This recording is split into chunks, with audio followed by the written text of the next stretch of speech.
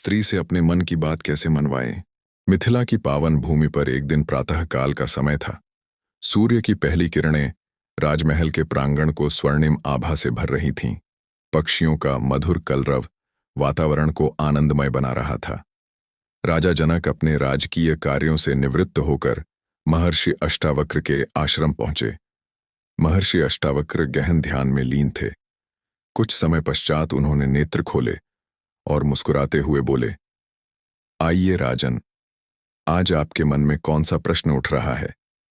राजा जनक ने विनम्रतापूर्वक प्रणाम किया और बोले, आइए राजन, आज आपके मन में कौन सा प्रश्न उठ रहा है। राजा जनक ने विनम्रतापूर्वक प्रणाम किया और बोले, गुरुदेव, मैंने देखा है कि अनेक पुरुष अपनी पत्नी या किसी स्त्री से अपनी बात मनवाने के लिए क्रोध, कठोर वचन या अधिकार का सहारा लेते हैं, परंतु इससे घर में कलह बढ़ती है। कृपा करके बताइए कि ऐसा कौन सा मार्ग है जिससे स्त्री स्वयं प्रसन्न होकर पुरुष की उचित बात स्वीकार करे।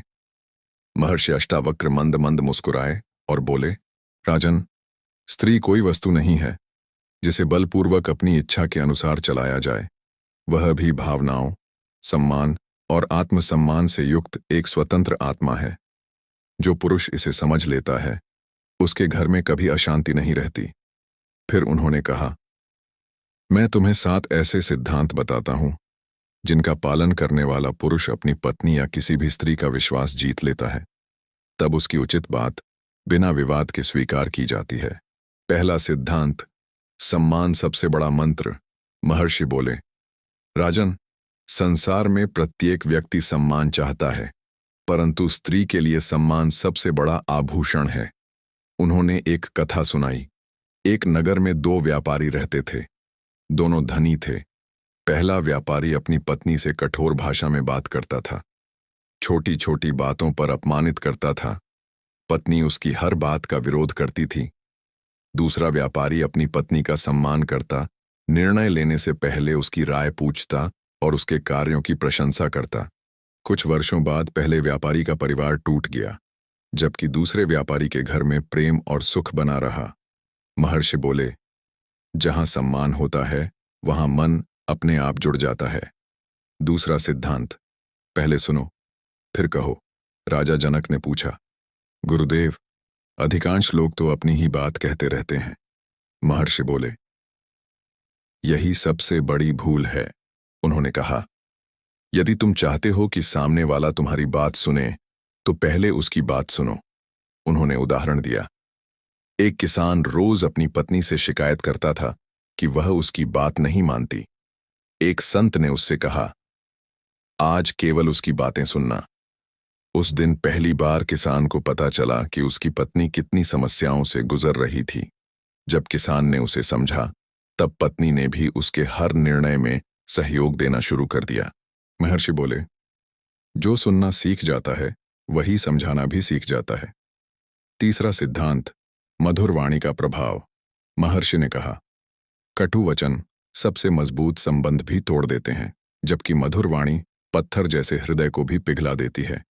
उन्होंने कहा, यदि तुम किसी से प्रेम पूर्वक बात करोगे तो वह तुम्हारी बात सुनने के लिए तैयार हो जाएगा।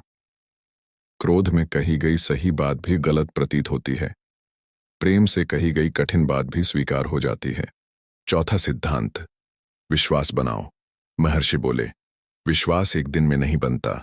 सत्य बोलने, वचन निभाने और ईमानदारी से व्यवहार करने पर विश्वास बनता है। उन्होंने कहा, जिस घर में पति बार बार झूठ बोलता है वहां पत्नी उसके सत्य पर भी विश्वास नहीं करती, लेकिन जो पुरुष अपने वचन का पालन करता है उसकी छोटी सी बात भी महत्व रखती है। पांचवां सिद्धांत, निर्णय साथ मिलकर लो। महर्षि बोले, परिवार रथ के समान है। पति और पत्नी उसके 2 पहिए हैं। यदि एक पहिया दूसरे पर शासन करना चाहे तो रथ आगे नहीं बढ़ सकता। निर्णय साथ मिलकर लेने से दोनों का सम्मान बना रहता है।